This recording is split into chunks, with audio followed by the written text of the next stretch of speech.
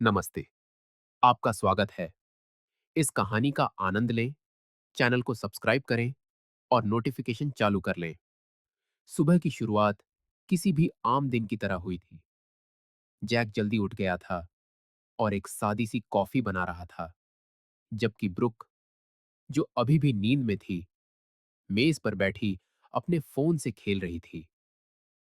वे शहर में एक छोटे से किराए के अपार्टमेंट में रहते थे, जहां वे बिना किसी शान शौकत के, लेकिन कुछ स्थिरता के साथ एक सादा जीवन जी रहे थे।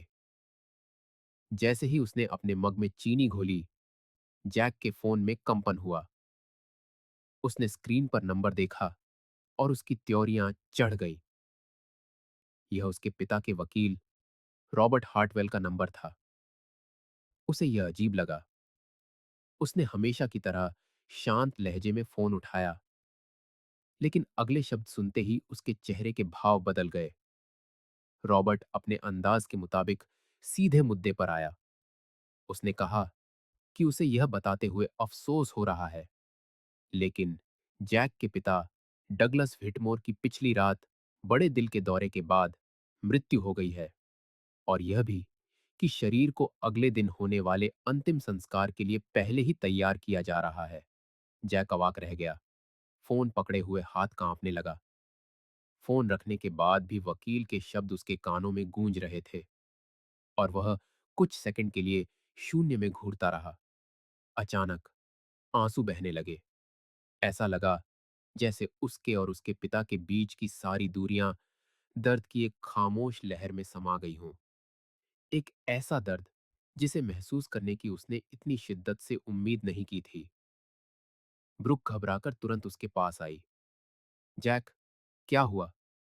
उसने लाल आंखों से उसकी तरफ देखा, सांस लेने के लिए संघर्ष किया और लगभग फुसफुसाते हुए कहा, मेरे पापा नहीं रहे। एक पल के लिए ब्रुक को समझ नहीं आया कि क्या प्रतिक्रिया दे। फिर उसने सच्ची परवाह के साथ उसे गले लगा लिया, कुछ सुकून देने की कोशिश करते हुए। उसने अपना चेहरा उसके कंधे पर टिका दिया और चुपचाप और ज्यादा रोया, जैसे वह अनसुलझी यादों की एक पूरी जिंदगी को तोड़ रहा हो। कुछ मिनटों के बाद उसने एक गहरी सांस ली और कहा कि उसे आज ही निकलना होगा, कि अंतिम संस्कार वहीं होगा जहां उसके पिता टेक्सास के अंदरूनी हिस्से में रहते थे। ब्रुक ने उसके चेहरे को सहलाया और बिना किसी झिझक के कहा, मैं तुम्हारे साथ चलूंगी। तुम अकेले इस सब से नहीं गुजरोगे। फिर उसने माहौल को हल्का करने की कोशिश करते हुए थोड़े हल्के स्वर में कहा, कितने अफसोस की बात है कि मैं तुम्हारे माता पिता से कभी नहीं मिली। जैक ने आधी मुस्कान के साथ उसकी तरफ देखा और कहा कि उसकी मां की मृत्यु तब हो गई थी जब वह किशोर था।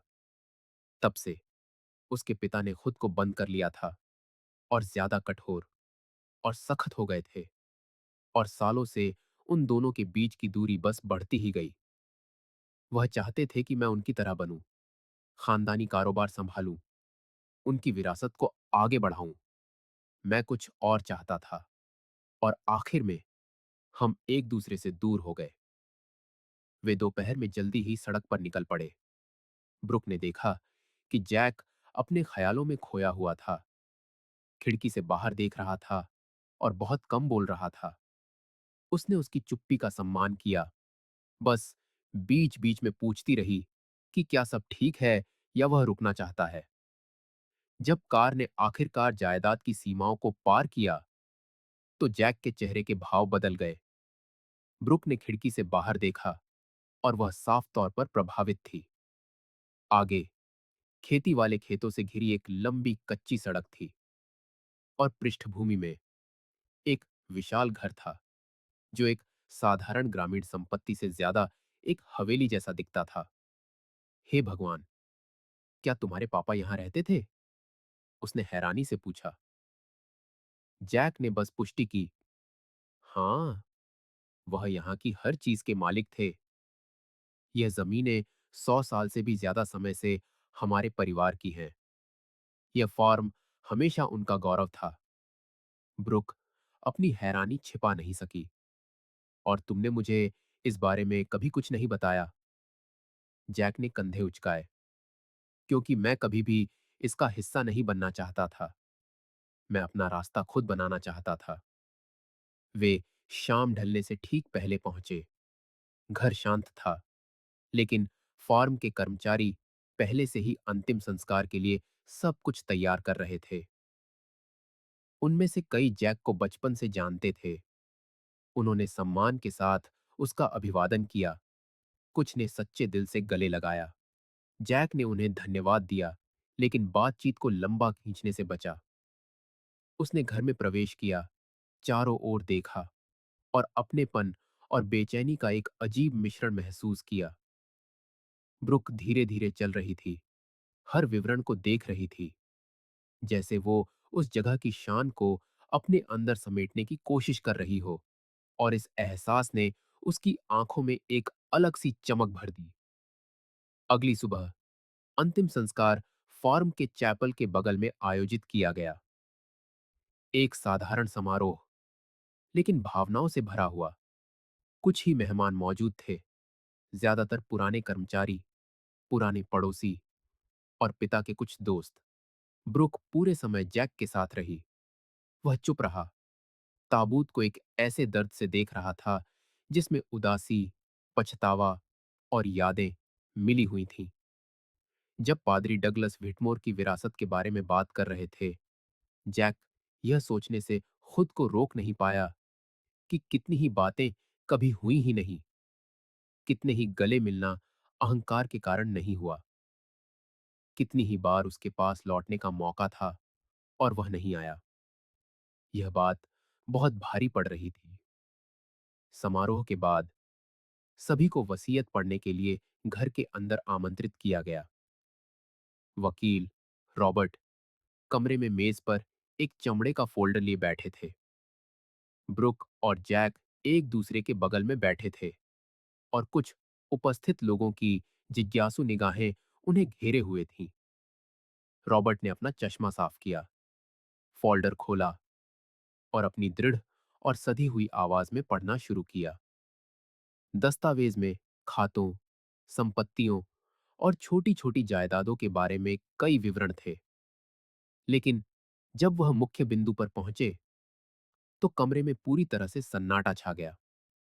जैक व्हिटमोर फार्म का इकलौता वारिस होगा, जिसमें उसी नाम की ग्रामीण कंपनी की पूरी उत्पादन संरचना, कपास, मक्का और गेहूं के विशाल बागान, फल और सब्जियों की खेती के लिए समर्पित क्षेत्र और इस क्षेत्र के सबसे बड़े पशु फार्मों में से एक शामिल था। संपत्ति में आधुनिक उपकरण, गोदाम, ट्रकों का एक बेड़ा और देश के प्रमुख वितरकों के साथ हस्ताक्षरित अनुबंध भी शामिल थे। सभी संपत्तियों, जमीन और जायदाद का अंतिम मूल्यांकन 150 मिलियन डॉलर से ज्यादा था। ब्रुक एक पल के लिए सुन्न हो गई।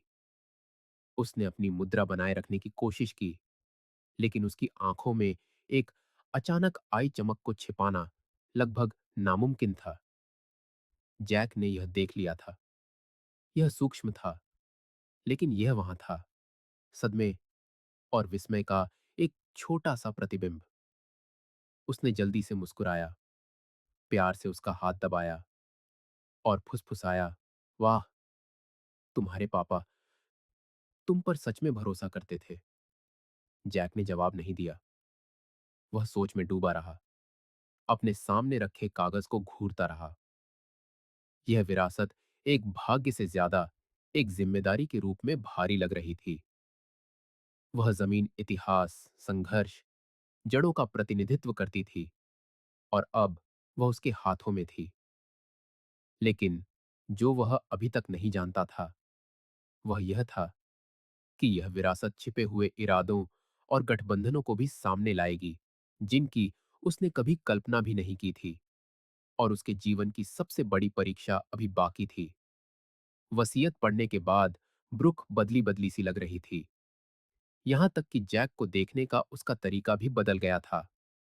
वह और ज्यादा स्नेही, और ज्यादा मौजूद और फॉर्म से जुड़ी हर चीज में और ज्यादा दिलचस्पी लेने लगी। वह कंपनी, अनुबंधों, कर्मचारियों, फसलों के बारे में सवाल पूछती और यहां तक कि यह भी उल्लेख करती कि वह यह बेहतर ढंग से समझना चाहती है कि पशुपालन कैसे काम करता है। जैक अपने पिता की हाल की मृत्यु के दुहक में डूबा हुआ और अभी भी विरासत की विशालता को आत्मसात कर रहा था। उसके पास इसे तुरंत समझने की ऊर्जा नहीं थी। वह शोक और जिम्मेदारी के बीच की स्थिति में था। पहली बार उसने खुद को पीढ़ियों से बनी एक विशाल संरचना का सामना करते हुए पाया, जो अब विशेष रूप से उस पर निर्भर थी। उसका सिर प्रतिबद्धताओं, समय सीमाओं, पंजीकरणों, औपचारिकताओं से भरा हुआ था। इस बीच ब्रुक एक आरामदायक व्यक्ति के रूप में सामने आई, ऐसी कोमलता के साथ मदद की पेशकश कर रही थी जो उसने पहले कभी इतनी तीव्रता से नहीं देखी थी। अंतिम संस्कार के कुछ दिनों बाद, जब वे अभी भी फॉर्म के मुख्य घर में रह रहे थे, ब्रुक ने सुझाव दिया कि वे दोनों भविष्य के लिए योजनाएं बनाएं। उसने स्वाभाविक रूप से शादी का उल्लेख किया, जैसे कि बस इस विचार को हवा में उछाल रही हो, लेकिन जैक की हर प्रतिक्रिया पर ध्यान से नजर रख रही थी। वह चुपचाप सोच समझकर सुनता रहा। उसने जोर देकर कहा कि वे यह सब होने से पहले साथ थे और वह हमेशा उन पर एक जोड़े के रूप में विश्वास करती थी। उसने कहा कि यह पल मुश्किल हो सकता है, लेकिन शायद यह उन दोनों के लिए एक नई शुरुआत का अवसर भी था। जैक ने ध्यान से सुना। वह उसे पसंद करता था, बेशक। वह पिछले कुछ दिनों में मिले समर्थन के लिए आभारी था, लेकिन शादी को लेकर उस अचानक उत्साह ने उसे बेचैन कर दिया। उस रात जैक ने बहुत सोचा। उसने ब्रुक के साथ हुई पिछली सभी बातचीत को याद किया। यात्रा से पहले उसने शादी में ज्यादा दिलचस्पी कभी नहीं दिखाई थी। उसकी अन्य प्राथमिकताएं थीं। उसने यात्रा, पेशेवर विकास, स्वतंत्रता के बारे में बात की थी। उसका लहजा बदल गया था और इसने उसे सोचने पर मजबूर कर दिया। अगली सुबह उसने 2 कॉफी बनाई, उसके साथ मेज पर बैठा और सीधे मुद्दे पर आया। उसने कहा कि अगर वे सच में शादी करने जा रहे हैं, तो वह चाहता है कि उनके बीच सब कुछ साफ हो, कि वह एक प्रीनप एग्रीमेंट साइन करना चाहता है। ब्रुक ने अपनी भौहें चढ़ाईं। उसने पूछा कि उसका इससे क्या मतलब है। जैक ने समझाया कि शादी से पहले जो कुछ भी उसका था, वह विशेष रूप से उसी का रहेगा, कि सावधानी के अलावा कोई और कारण नहीं था। वह संयमित तरीके से हंसी और जवाब दिया कि उसे इसकी जरूरत नहीं है, कि वह कुछ गंभीर बात का इशारा कर रहा है, कि वह उसकी भावनाओं पर शक कर रहा है। क्या तुम्हें लगता है कि मैं तुम्हारे साथ इस फार्म की वजह से हूं? उसने पूछा। जैक अपनी आवाज उठाए बिना दृढ़ रहा। उसने कहा कि वह भविष्य की समस्याओं से बचना चाहता है, कि अगर प्यार सच्चा है तो एक दस्तावेज कुछ नहीं बदलेगा। माहौल तनावपूर्ण हो गया। ब्रुक मेज से उठ खड़ी हुई, यह कहते हुए कि वह निराश है। उसने कहा कि वह उसे सच में नहीं जानता, कि इस तरह का रवैया केवल उनके बीच बाधाएं पैदा करता है। जैक ने उसे किसी भी चीज के लिए मनाने की कोशिश जमरी नहीं की। उसने बस इतना कहा कि अगर वह समझौते से सहज नहीं है, तो वे शादी के विचार पर फिर से सोच सकते हैं। ब्रुक कुछ सेकंड के लिए चुप हो गई। वह कमरे से चली गई। बाकी दिन उन्होंने मुश्किल से बात की। उस रात वह रोई।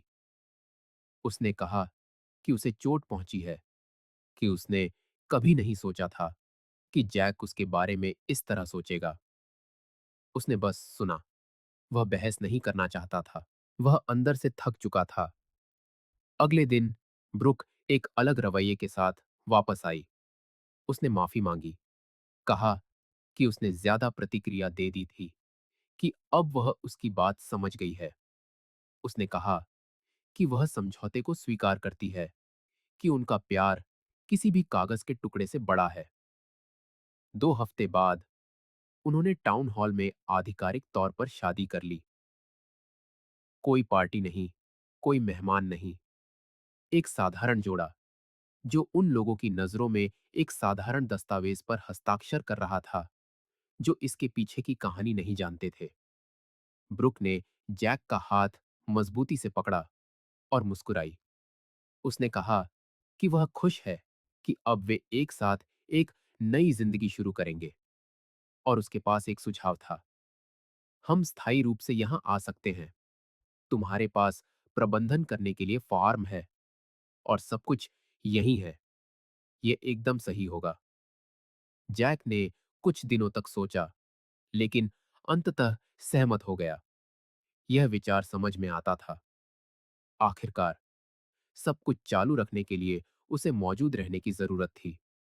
इसके अलावा वह अभी भी अतीत, अपने पिता और अपनी जड़ों के साथ कुछ संबंध खोजने की कोशिश कर रहा था। शायद वहां रहना कुछ घावों को भरने का एक तरीका होगा। उसने ब्रुक के प्रस्ताव को स्वीकार कर लिया और कुछ दिनों बाद अपना सामान व्हिटमोर हवेली में ले आया। उन दोनों का जीवन आधिकारिक तौर पर एक नई शुरुआत कर रहा था, या कम से कम जैक ऐसा ही मानता था। फॉर्म पर पहला महीना जैक के लिए बहुत व्यस्त था। इस बदलाव में उसकी कल्पना से कहीं ज्यादा मेहनत लगी। अकाउंटेंट के साथ बैठकें, पुराने प्रशासकों के साथ बातचीत, गोदामों का दौरा, फसलों और खलिहानों का निरीक्षण। परिवार का नाम धारण करने वाली विरासत अब उसके कंधों पर थी। महत्वपूर्ण निर्णय लेने थे, अनुबंधों की समीक्षा करनी थी, लोगों को रोजगार पर रखना था। उसने खुद को आराम करने की अनुमति नहीं दी। ऐसा था जैसे उसके पिता वहीं हों, देख रहे हों, यह देखने का इंतजार कर रहे हों कि क्या वह यह सब गरिमा के साथ कर पाएगा। ब्रुक ने दिनचर्या के कुछ हिस्से में साथ दिया, लेकिन जल्द ही प्रशासनिक मुद्दों में कुछ अरुचि दिखाई। वह घर के चारों ओर घूमना, सजावट पर राय देना और मनोरंजन क्षेत्रों में नवीनीकरण का सुझाव देना पसंद करती थी। समय समय पर वह कहती कि जैक को कागजी कार्रवाई संभालने के लिए किसी को काम पर रखना चाहिए और बेहतर जीवन जीने पर ध्यान देना चाहिए। वह सुनता, लेकिन बिना कोई वादा किए उस सुझाव को हवा में लटका देता। मामले ने एक अप्रत्याशित मोड़ तब लिया जब एक शुक्रवार की दोपहर को एक आदमी संपत्ति के गेट पर दिखाई दिया। उसका नाम डैरेन लुइस था और उसने अपना परिचय एक पड़ोसी के रूप में दिया। उसने कहा कि उसका फार्म दशकों से फिटमोर के फार्म से सटा हुआ है, कि वह डगलस से दूर से मिला था और हमेशा उनके काम की प्रशंसा करता था। उसने एक दोस्ताना मुस्कान पहनी हुई थी और आत्मविश्वास से बात कर रहा था। उसने कहा कि वह डगलस की हाल की मृत्यु के बारे में जानता है और नए मालिक को संवेदना देने आया है। जैक ने शिष्टाचार दिखाया। उसने उसे कॉफी के लिए आमंत्रित किया और उसकी बात सुनी। क्षेत्र के बारे में कुछ सामान्य बातें करने के बाद डैरेन ने टिप्पणी की कि वह हमेशा व्हिटमोर फार्म का एक हिस्सा खरीदने में दिलचस्पी रखता था और अब नए प्रबंधन के साथ शायद यह एक प्रस्ताव पेश करने का सही समय था। उसने फोल्डर खोला और दस्तावेज, रिपोर्ट और आंकड़े दिखाए। प्रस्ताव उदार था। उत्पादक क्षेत्र के एक महत्वपूर्ण हिस्से के लिए $50 मिलियन से अधिक। जैक ने उसे धन्यवाद दिया, लेकिन तुरंत प्रस्ताव को अस्वीकार कर दिया। उसने कहा कि वह उस समय कुछ भी बेचने में दिलचस्पी नहीं रखता। डैरेन मुस्कुराया, जैसे उसे इस जवाब की उम्मीद थी। उसके रुख की प्रशंसा की और कहा कि वह पूरी तरह से समझता है। वह जैसे आया था वैसे ही चला गया, दोस्ती और विनम्रता के साथ। हालांकि जो एक सामान्य मुलाकात लग रही थी, वह कुछ दिनों बाद दोहराई गई। ब्रुक उस यात्रा के बारे में उत्सुक हो गई। उसने पूछा कि वह कौन था वह क्या चाहता था, क्या पेशकश की गई थी। जैक ने बातचीत का सारांश दिया। ब्रुक ने उस समय ज्यादा टिप्पणी नहीं की, लेकिन यह विषय थोड़े ही समय में और अधिक तीव्रता के साथ फिर से सामने आने वाला था। अगले हफ्ते ब्रुक जैक पर जोर देने लगी कि वह उस प्रस्ताव पर फिर से सोचे। उसने कहा कि वे एक दुर्लभ अवसर का सामना कर रहे हैं कि उस राशि को उनके अपने व्यवसायों, यात्रा, आराम में निवेश किया जा सकता है। उसने किया कि उस आकार के फार्म को बनाए रखना एक भारी बोझ था, कि शायद उसके पिता ने इसे सहन किया क्योंकि वह दूसरी पीढ़ी के थे। जैक ने ध्यान से सुना, लेकिन अडिग रहा। वह जमीन संपत्ति से ज्यादा थी। यह इतिहास का प्रतिनिधित्व करती थी। हर कोने में उसके दादा, परदादा और उसके बचपन के निशान थे। इसे बेचना अपनी पहचान का एक हिस्सा मिटाने जैसा होगा। ब्रुक ने तर्क दिया कि यह मिटाने के बारे में नहीं, बल्कि विकसित होने के बारे में है, कि अब कोई भी अतीत से बांधकर नहीं रहता। वह अपनी आवाज उठाए बिना दृढ़ रहा, लेकिन उसी जवाब के साथ। कुछ भी बिकाऊ नहीं था। जिस बात ने वास्तव में उसका ध्यान खींचा, वह थी डैरेन की तीसरी यात्रा के दौरान उसका व्यवहार। वह अधिक सहज, अधिक घनिष्ठ था।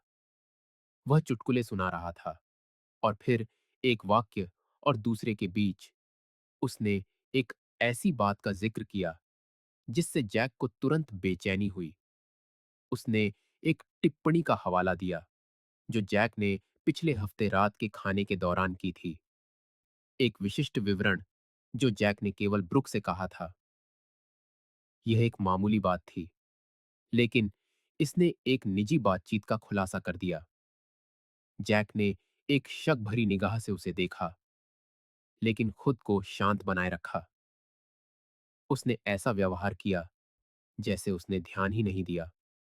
उसने बातचीत को दूसरे विषय पर मोड़ दिया और ऐसे विदा किया जैसे कुछ हुआ ही न हो। जब डैरेन चला गया, जैक कई मिनट तक चुप रहा। उसने चुपचाप बिंदुओं को जोड़ा। डैरेन के शब्द एक चूक थे, एक छोटी सी गलती जो केवल वे ही करते हैं जो सोचते हैं कि वे संदेह से परे हैं। यह कोई इत्तेफाका नहीं था। उसे यकीन था कि उनके बीच बाहर कोई बातचीत हुई थी। ब्रुक थोड़ी देर बाद कमरे में मुस्कुराते हुए दिखाई दी, यह कहते हुए कि डैरेन एक दयालु, विनम्र आदमी लगता है। जैक ने बस एक इशारे से सिर हिलाया। उसने टिप्पणी की कि कॉफी लंबी चली और पूछा कि क्या उसने अपना मन बदल लिया है। जैक ने कहा कि उसका जवाब वही है। वह हंसी और जवाब दिया कि वह जिद्दी है। फिर उसने उसे गले लगाया, सैर का सुझाव दिया और विषय बदलने की कोशिश की। जैक उसके साथ गया, लेकिन उसका दिमाग कहीं और था। डैरेन के शब्द उसके दिमाग में एक गूंज की तरह दोहरा रहे थे। जैक का अंतर्ज्ञान, जो अब तक विश्वास से दबा हुआ था, अब जागने लगा था। उसने तुरंत किसी का सामना न करने का फैसला किया। उसने निरीक्षण करना पसंद किया। इस बार, हालांकि खुली आंखों और सतर्क दिल के साथ। उसके अंदर कुछ कह रहा था कि कहानी जमीन और विरासत से कहीं ज्यादा है, और शायद सबसे बड़ा खतरा घर के अंदर ही था। ब्रुक हमेशा कहती थी कि उसे अपने लिए कुछ समय चाहिए, कि उसे कभी-कभी फॉर्म की दिनचर्या से दूर थोड़ी सांस लेने के लिए बाहर जाना पसंद है। अक्सर वह पड़ोसी शहर की छोटी यात्राएं करती थी, जो अपनी शांत सड़कों, आकर्षक कैफे और कारीगरों की दुकानों के लिए जाना जाता था। वह कहती थी कि उसे उस जगह की धीमी गति, दुकानदारों की दयालुता पसंद है, और यह उसे संतुलन बनाए रखने में मदद करता है। जैक ने उसे कभी नहीं रोका। वास्तव में उसने सोचा कि यह अच्छा है कि उसके पास वह जगह है क्योंकि वह खुद फार्म की जिम्मेदारियों में डूबा रहता था। उसे कभी शक करने का कोई कारण नहीं मिला। उसका मानना था कि वह बस उस हल्के-फुल्के जीवन का आनंद लेती है। उसने कभी नहीं पूछा कि वह किससे मिलती है या कितनी देर रहती है। उसने बस स्वीकार कर लिया क्योंकि वह भरोसा करता था। डैरेन की आखिरी यात्रा के कई हफ्तों बाद जैक को एक अप्रत्याशित फोन आया। क्षेत्र के कच्चे माल के सबसे बड़े आपूर्तिकर्ताओं में से एक, जो व्हिटमोर फार्म और डैरेन की संपत्ति दोनों को आपूर्ति करता था, ने उससे व्यक्तिगत रूप से बात करने के लिए कहा। बैठक एक गोदाम के पीछे विवेकपूर्ण ढंग से हुई। आपूर्तिकर्ता ने यह बताने से पहले चारों ओर देखा कि वह क्या जानता है। उसने उल्लेख किया कि बीजों की एक नई खेप को अंतिम रूप देने के लिए डैरेन के फार्म की यात्रा के दौरान उसने कुछ ऐसा देखा जिससे वह असहज हो गया। उसने ब्रुक को वहां देखा। यहां तक तो कुछ ज्यादा चिंताजनक नहीं था, लेकिन जिस बात ने उसका ध्यान खींचा वह थी जिस तरह से वे थे। उसने कहा कि उनके बीच एक अंतरंगता थी जो साफ झलक रही थी। वे गले मिल रहे थे, चुंबन का आदान प्रदान कर रहे थे, एक जोड़े की तरह। जैक चुपचाप सुनता रहा, अपनी सांस को नियंत्रित करने की कोशिश कर रहा था। उसने दृढ़ता से पूछा, क्या तुम जो देखा उसके बारे में निश्चित हो? आपूर्तिकर्ता ने उसी दृढ़ता से उत्तर दिया, हाँ, मैंने इसे फिल्माया है। मुझे लगा कि तुम्हें इसे खुद देखना चाहिए। उसने अपना फोन निकाला, गैलरी खोली और वीडियो दिखा दिया। जैक ने चुपचाप देखा। यह छोटा था, लेकिन काफी था। ब्रुक डैरेन की बाहों में थी। दोनों करीब थे, हंस रहे थे और खुलकर चूम रहे थे, बिना किसी नखाब के, बिना किसी डर के, जैसे कि वे उस जगह के मालिक हों। जैक का खून सर्द पड़ गया।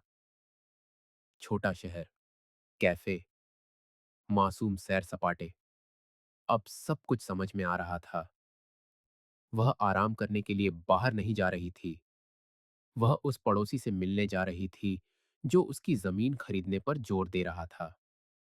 जैक ने उसे वीडियो के लिए धन्यवाद दिया, फाइल को सहेज लिया और उबलते दिमाग के साथ वहां से चला गया।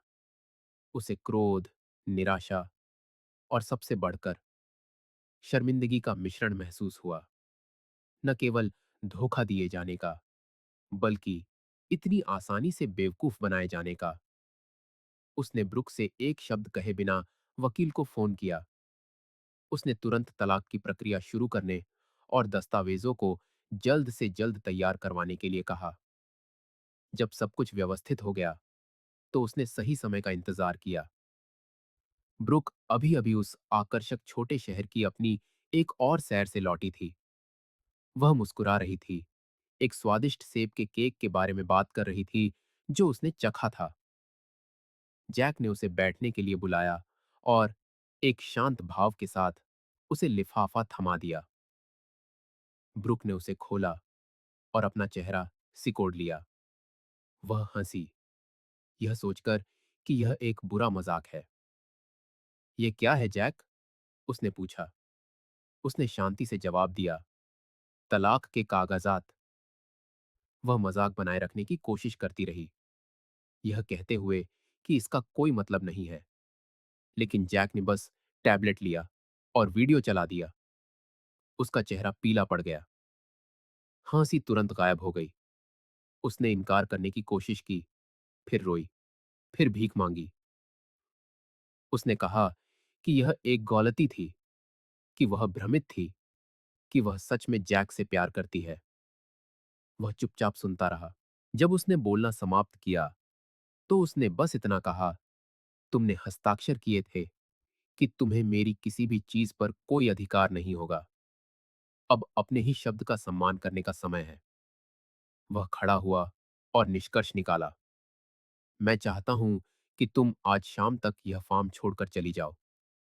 और फिर वह कमरे से चला गया, जो एक शादी के रूप में शुरू हुआ था और एक सोची समझी साजिश के रूप में समाप्त हुआ। जैक ने न्याय को अंत तक ले जाने का फैसला किया। सबूतों के साथ और कानूनी सलाह के साथ उसने डैरेन के खिलाफ एलियनेशन ऑफ अफेक्शन कानून के तहत मुकदमा दायर किया, जिसका मतलब था शादीशुदा रिश्ते में दखलंदाजी और उसे तोड़ने का आरोप। यह एक नाजुक मामला था, लेकिन रिकॉर्डिंग, गवाही और आपूर्तिकर्ता द्वारा प्रदान किए गए वीडियो ने आरोप को ठोस बना दिया। वकील ने सटीकता के साथ मामला बनाया। यह विस्तार से बताया कि जैक की शादी में डैरेन का हस्तक्षेप केवल भावनात्मक ही नहीं, बल्कि रणनीतिक भी था। वह एक स्पष्ट उद्देश्य के साथ पास आया था: अस्थिर करना, जीतना और एक स्थिति का फायदा उठाना। अदालत ने जैक को हुए नैतिक और माली नुकसान को स्वीकार किया और उसके हक़ में एक बड़ी रकम का मुआवजा देने का हुक्म सुनाया। यह रकम लाखों में थी और कई लोगों के लिए यह उन लोगों को एक सीधा संदेश था जो सोचते हैं कि वे बिना किसी नतीजे की परवाह किए दूसरों के भरोसे से खेल सकते हैं। मगर डैरेन इस हार को आसानी से हजम नहीं कर पाया। सरेआम हुई जिल्लत उसे अंदर ही अंदर खोखला कर रही थी। अदालत में उसका पर्दाफाश होना, समाज में उसकी इज्जत का नीलाम होना और एक ऐसे मुकदमे में मोटी रकम गंवाना जिसकी उसने कभी कल्पना भी नहीं की थी, इन सब ने उसे पागल कर दिया। गुस्से ने उसके होशो हवास पर कब्जा कर लिया और एक शांत रात में उसने अपना इंतकाम लेने का फैसला किया। वो अपने कुछ आदमियों के साथ फार्म की पिछली बाड़ फांद कर अंदर दाखिल हुआ। उसके हाथ में 2 गैलन पेट्रोल था।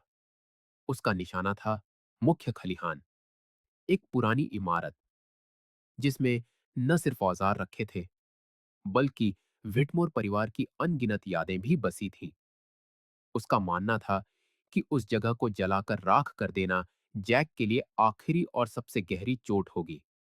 एक ऐसी चोट जिसके बाद जैक उससे पंगा लेने पर जिंदगी भर पछताएगा। मगर डैरेन एक बात से बेखबर था। जैक ने किसी शक की बिना पर नहीं, बल्कि एहतियात के तौर पर अपनी प्रॉपर्टी के चप्पे चप्पे पर सुरक्षा कैमरे लगवा दिए थे। फॉर्म की जिम्मेदारी संभालने के बाद से ही उसे पता था कि इतनी बड़ी जायदाद की हिफाजत जरूरी है। आग लगाने की उसकी यह कोशिश सीधी कैमरों में कैद हो रही थी। एक खामोश अलार्म फौरन बज उठा और सिक्योरिटी कंपनी ने बिना देर किए सीधे शेरिफ को इत्तिला कर दी। सबसे नजदीकी पुलिस की गाड़ी 10 मिनट से भी कम की दूरी पर थी। जब तक वो वहां पहुंचे, डैरेन माचिस की तीली जलाने में ही लगा हुआ था। पुलिस ने उसे दबोच लिया, हथकड़ियां पहनाई और आगजनी की कोशिश के साथ साथ निजी संपत्ति में घुसपैठ के जुर्म में रंगे हाथों गिरफ्तार कर लिया। यह खबर पूरे कस्बे में जंगल की आग की तरह फैल गई। यह कांड अब स्थानीय रेडियो स्टेशनों, चाय की दुकानों पर होने वाली चर्चाओं और लोगों की सोशल मीडिया पोस्ट का सबसे गर्म मौदुआ बन चुका था। ब्रुक तक डैरेन की गिरफ्तारी की खबर शहर में रहने वाले एक पुराने दोस्त के मैसेज के जरिए पहुंची। उसका नाम स्थानीय वेबसाइटों, सोशल मीडिया और यहां तक कि व्हाट्सएप ग्रुप्स में घूमने वाली एक छोटी सी ऑडियो क्लिप में भी गूंज रहा था। रंगे हाथों गिरफ्तार, ये शब्द उसके सीने पर एक जोरदार घूंसे की तरह लगे। वो आदमी जिसके लिए उसने अपना सब कुछ कुर्बान कर दिया था, अब सलाखों के पीछे था, बेनखाब, शर्मसार और पूरी तरह से हारा हुआ। एक शानदार और आरामदायक जिंदगी का सपना जिसे उसने अपने चालाक फैसलों की बुनियाद पर खड़ा किया था, एक पल में चकनाचूर हो गया था। डैरेन कोई प्लान बी नहीं था, वो उसका प्लान ए था, जिंदगी में आगे बढ़ने का एक शॉर्टकट जो अब एक बंद गली में जाकर खत्म हो चुका था। जिस दिन जैक ने उसे तलाक के कागजात थमाए थे और उसके धोखे का वीडियो दिखाया था, वो उसी दिन समझ गई थी कि वापसी के सारे दरवाजे बंद हो चुके हैं। उसी दोपहर रॉबर्टो ने, जो डगलस के जमाने से फार्म पर काम कर रहा एक वफादार मुलाजिम था, उसका सामान बांधने में मदद की। वो उसे शहर के बस अड्डे तक छोड़ आया।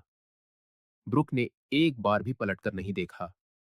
बाहर से वो मजबूत होने का नाटक करती रही, पर अंदर से वो उस जुआरी की तरह खोखली हो चुकी थी जिसने सबसे ऊंचा दांव लगाया और अपना सब कुछ गंवा दिया। शहर पहुंचकर वो सीधा अपने माँ बाप के घर गई।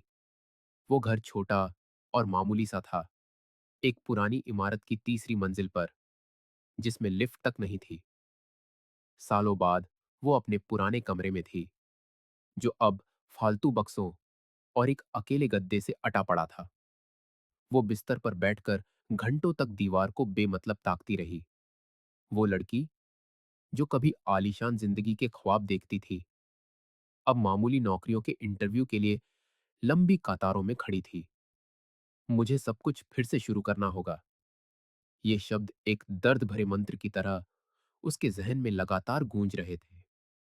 ब्रुक ने उस जमीन पर अपने सपनों के फूल खिलाने चाहे थे, जिसे वो ज्यादा उपजाऊ समझ बैठी थी। वो ये भूल गई थी कि वो जमीन पराई थी, चोरी की थी और एक ऐसी बुनियाद पर खड़ी थी जिससे वो खुद नफरत करती थी। उसने सच्चाई का दामन छोड़कर उस चमक दमक का पीछा किया जो सिर्फ एक दिखावा थी।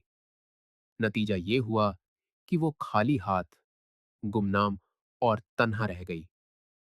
दूसरी तरफ जैक उस मजबूत पेड़ की तरह था जिसकी जड़ें जमीन में गहरी थीं और जो हर तूफान के सामने अडिग खड़ा रहा। जब तूफान थम गया तो वो और भी मजबूती से अपनी जगह पर खड़ा था। ब्रुक ने वही काटा जो उसने बोया था, धोखा और लालच।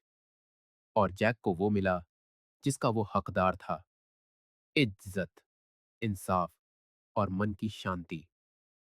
आखिर में जिस इंसान को ब्रुक बहुत भोला भाला समझती थी, उसी ने यह साबित कर दिया कि उसकी खामोशी ही उसकी सबसे बड़ी ताकत थी।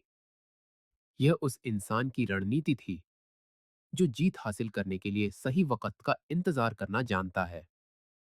यह वीडियो देखने के लिए आपका शुक्रिया। अगर आपको यह कहानी पसंद आई तो चैनल को सब्सक्राइब करना और नोटिफिकेशन बेल को ऑन करना ना भूलें, ताकि आप हमारी कोई भी कहानी मिस ना करें। मिलते हैं अगली बार।